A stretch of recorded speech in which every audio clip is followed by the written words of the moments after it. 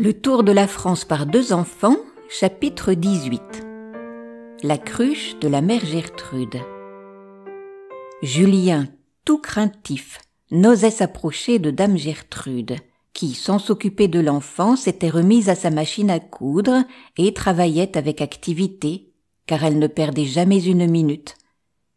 Enfin, la petite vieille se leva, rangea son ouvrage avec soin et prit sa cruche pour aller à la fontaine.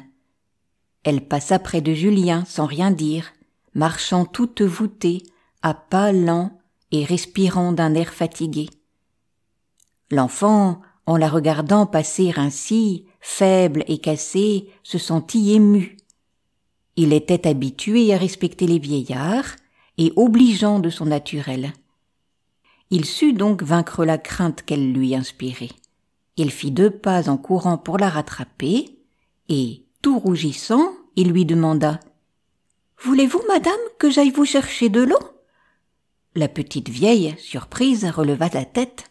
« C'est que, dit-elle, j'ai peur que vous ne cassiez ma cruche. »« Oh que non, dit l'enfant, je vais faire bien attention, soyez tranquille. » Et lestement il partit à la fontaine. Il revint bientôt, portant avec précaution la précieuse cruche, qui, bien sûr, était plus vieille que lui, car la mère Gertrude était si soigneuse qu'elle ne cassait jamais rien. Aussi, son antique mobilier avait-il l'air presque aussi respectable qu'elle-même. La machine à coudre était le seul objet moderne qui tranchât au milieu du reste. Julien n'avait pas empli la cruche jusqu'au bord, crainte de mouiller ses vêtements. En arrivant, il la posa bien doucement pour ne pas répandre l'eau sur le plancher reluisant.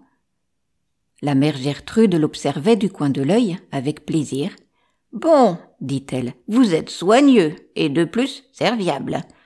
Vous aimez à épargner de la peine aux vieilles gens. C'est bien, mon enfant. » Et la petite vieille sourit si amicalement à Julien qu'il se sentit tout réconforté.